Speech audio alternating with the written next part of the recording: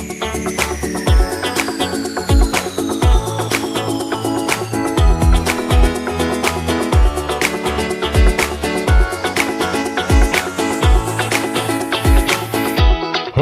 Assalamualaikum teman-teman yang ada di YouTube. Bagaimana kabarnya? Semoga sehat selalu dan diberikan kelancaran dalam mencari rezeki yang halal. Amin ya robbal alamin. Teman-teman, berjumpa lagi dengan saya di channel saya ini, Logika Bang Brol. Channel yang berusaha memberikan sedikit edukasi, sedikit motivasi, tidak ingin menggurui teman-teman. Apalagi merasa yang paling benar sendiri. Tetapi jika ada pihak lain yang merugikan pihak lain, terindikasi ya teman-teman merugikan pihak lain, maka ya akan saya bawakan di setiap konten yang saya sajikan, dan itu ya sah-sah saja teman-teman. Seperti itu teman-teman ya. Baik teman-teman, kali ini saya akan membahas tentang AI yang juga lagi banyak diperbincangkan di media sosial dan juga dunia maya, di mana perkembangan AI ini sangat begitu pesat teman-teman ya pada zaman sekarang ini, yang awalnya AI itu diciptakan untuk membantu meringankan pekerjaan manusia. Tetapi AI ini juga tentu akan membawa dampak yang positif maupun negatif tergantung yang menggunakan teman-teman ya. Nah ini semisalnya ya teman-teman menggunakan AI ini kan sekarang bermacam nih, ada AI yang untuk video, AI untuk foto, AI untuk suara, seperti itu ya. Tentu bagi sebagian orang yang tidak memiliki skill dalam dunia kreatif teman-teman ya, sehingganya sangat terbantu dengan hadirnya AI ini. Terkecuali memang Anda itu seorang editor profesional seperti itu ya, tentu ya tidak menggunakan AI. Tetapi bagi orang-orang yang ingin tetap berkarya, memiliki value misalnya, tetapi keterbatasan dalam skill, dalam kemampuan, sehingganya menggunakan AI tadi untuk bisa di dunia industri kreatif, seperti itu teman-teman ya. Nah, apakah AI ini sendiri juga memang harus ada sebenarnya?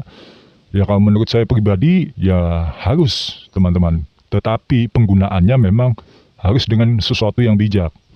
Dengan pemikiran yang bijak itu kita bisa melakukan sesuatu yang baik. Tetapi kalau kita itu ngawur makainya, pasti jatuhnya ke negatif teman-teman. Nah, berbicara tentang AI ini, baru-barusan ini saya membaca artikel, kebetulan kejadiannya di luar negeri teman-teman. Ada korban yang mengalami penipuan menggunakan modus AI. Modusnya ini minta uang, tapi menggunakan AI teman-teman. Jadi kronologis singkatnya adalah seorang kakek-kakek. Saya katakan seorang kakek-kakek karena memiliki cucu teman-teman. Dalam hal ini kronologisnya ini, si kakek itu ditelepon oleh cucunya yang sedang berpergian bersama teman-temannya, mengalami sebuah masalah sehingganya membutuhkan sejumlah uang untuk menyelesaikan masalah tersebut. Akhirnya si kakek tidak berpikir panjang, memberikanlah sejumlah uang yang diminta melalui transfer. Dan beberapa saat selang kemudian, sang kakek ini menghubungi orang tua dari si cucu tadi, karena kebetulan tidak tinggal serumah teman-teman ya. Dan baru sadar ternyata si cucu baik-baik saja dan sedang tidak kemana-mana.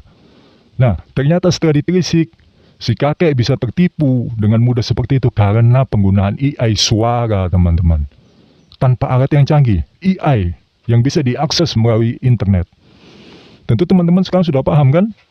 Nah, cuma caranya memang tidak dijelaskan bagaimana si penipu tadi atau orang yang memiliki kecenderungan fraudster melakukan kecurangan, ya lebih tepatnya, bisa menipu si kakek tadi. Tidak dijelaskan, mungkin kalau dijelaskan berbahaya nanti.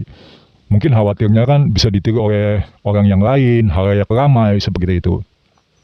Tetapi hal ini jika kita telisik lebih dalam, tentunya ini bukan orang yang jauh. Paling tidak orang ini yang mengenal si kakek tersebut. Ya, bagaimana ceritanya si penelpon tadi bisa mengaku sebagai cucunya? Andai kata random teman-teman ya, mungkin teman-teman ingat beberapa waktu yang lalu kan bisa random ya, di Indonesia lebih tepatnya, yang mengaku sebagai cucu, anak, saudara, pihak kepolisian, pihak rumah sakit, segala macam, sehingganya korban tertipu. Tetapi tidak kurang juga di YouTube dijadikan konten teman-teman, maksudnya direkam dan dijadikan konten untuk mengedukasi agar pihak lain tidak tertipu setelah menyaksikan video tersebut. Nah, kembali kepada si kakek tadi, tentunya ini adalah orang yang mengenal beliau. Bagaimana ceritanya kalau misalnya beliau itu tidak dipantau terlebih dahulu, tidak tahu beliau itu tidak tinggal bersama sang cucu, kan tidak mungkin langsung tiba-tiba telepon begitu saja random. Nah, karena menggunakan AI yang suaranya mirip dengan si cucu, tentu saja kan karena menggunakan AI suara yang mirip si cucu tadi, pasti kan si pelaku ini mengetahui suara cucunya seperti apa sampel suaranya, teman-teman. Tentu saja seperti itu kan, nggak mungkin tiba-tiba hanya dimirip-miripkan, pasti akan ada bedanya, teman-teman. Nah, ini hati-hati teman-teman ya. Jadi, andai kata ini terjadi di Indonesia, kedepannya ada yang menelpon ya dengan nomor lain, tetapi suaranya mirip dengan anggota keluarga kita, lebih baik hati-hati teman-teman. Apalagi kalau sudah mengarah kepada permintaan tolong tentang uang. Nah, itu harus dihindari teman-teman. Sudah jelas itu. Itu akan masuk ke unsur penipuan nantinya. Ujung-ujungnya akan seperti itu. Dalam artikel tersebut kan si kakek tidak merasa curiga karena nomor yang digunakan juga bukan nomor si cucu, tetapi suaranya suara si cucu. Menurut logika sang kakek, tentu saja hal itu masih masuk akal karena apa? Bisa saja pinjam handphone temannya seperti itu kan untuk menghubungi sang kakek. Dengan alasan baterai lowbat masih masuk akal teman-teman. Nah, dengan adanya kejadian ini semoga nanti teman-teman yang ada di Indonesia lebih tepatnya tidak mudah terbodohi ya. Itu teman-teman, jika suatu perkembangan teknologi tidak diimbangi dengan kebijakan, maka akan jadinya negatif teman-teman. Jika kita melakukan kebaikan, maka jadinya akan positif. Nah, sekarang AI yang kita tahu itu banyak ya, AI untuk foto, video, dan juga suara. Nah, kalau kita berbicara tentang foto, dulu untuk menciptakan suatu hasil foto yang memiliki estetika seni yang luar biasa, memiliki value yang tinggi gitu ya, persiapannya itu tidak mudah teman-teman. Mulai dari penataan background, penataan lighting segala macam, dan juga talentnya diarahkan, dan juga fotografernya juga harus menata lensanya ya, arah angle-nya seperti apa untuk bisa menciptakan atau mendapatkan hasil foto yang nanti juga akan diedit. Mungkin dieditnya juga tidak akan banyak karena sudah profesional, mereka tidak terlalu banyak menggunakan editing teman-teman atau retouch untuk dari hasil foto tersebut, sebutannya seperti itu ya. Begitu juga video, misalnya bikin video itu macam-macam teman-teman. Ada yang misalnya persiapannya setting tempat ya kan, mengukur cahaya seperti itu. Oh, ini kok cahaya sekian ini cocok untuk adegan seperti ini misalnya begitu. Tetapi sekarang cukup orang duduk. Ini semisal saja, ini saya duduk di sini ya. Saya ingin mengubah background ini menjadi apa gitu. Itu sudah mudah teman-teman.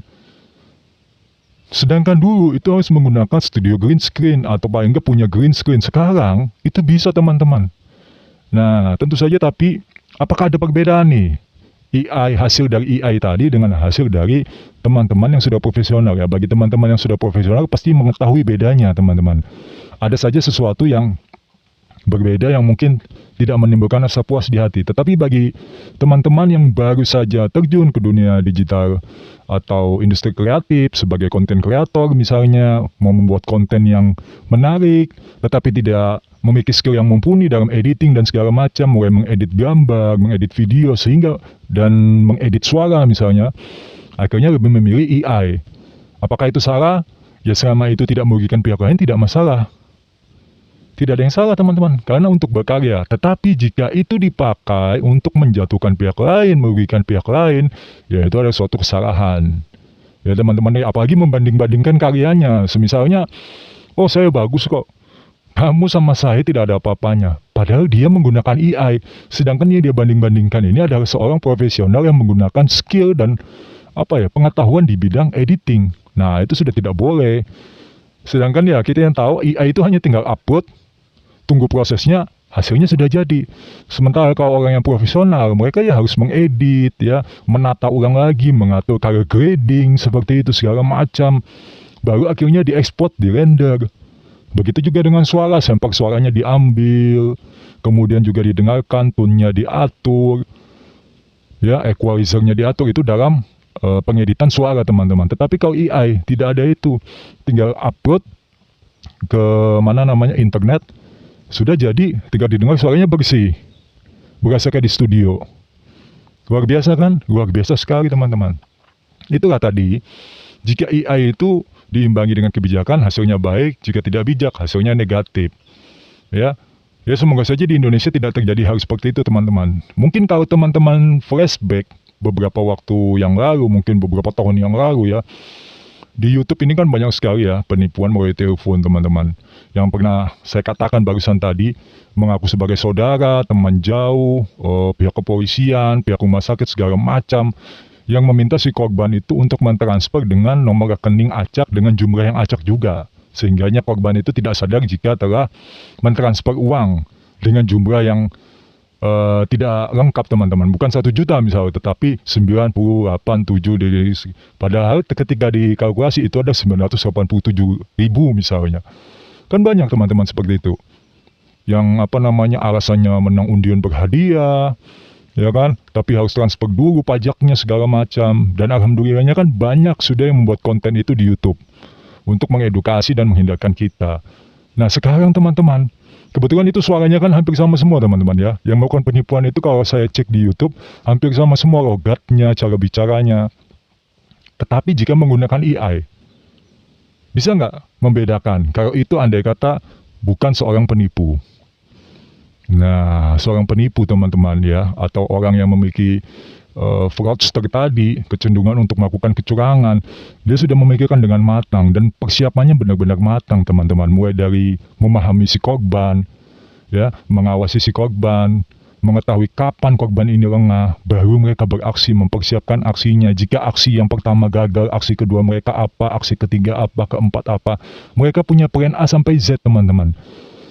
Jadi ketika plan A mereka gagal, mereka sudah punya sampai Z. Nah itulah yang harus kita tidak bisa kita anggap remeh hal-hal seperti ini. Mungkin bagi teman-teman yang biasa menggunakan AI, ya tentu saja hal ini adalah sesuatu yang positif. Tetapi jangan coba-coba untuk mengulik lebih dalam dan melakukan kejahatan. Karena jika Anda menggunakan perkembangan teknologi untuk melakukan kejahatan, ya berarti moral Anda sudah dipertanyakan teman-teman. Ya tapi kembali lagi ya kepada setiap orang. Karena bagi mereka adalah diri saya, ya saya yang menentukan, jalan saya yang menentukan. Mau negatif mau positif seperti itu. Tetapi harapannya jangan sampai merugikan pihak lain, apalagi orang-orang di sekitar Anda. Seperti itu teman-teman ya. Baik teman-teman, saya ucapkan terima kasih kepada teman-teman yang telah menyaksikan video ini dari awal hingga akhir. Semoga kuota yang kalian gunakan, kuota di warung kopi, kuota di kafe-kafe tempat kalian nongkrong, dan juga kuota provider pribadi yang kalian gunakan selalu senantiasa membawa berkah dan kebaikan untuk saya dan juga kepada teman-teman logika Bang Bro tentunya.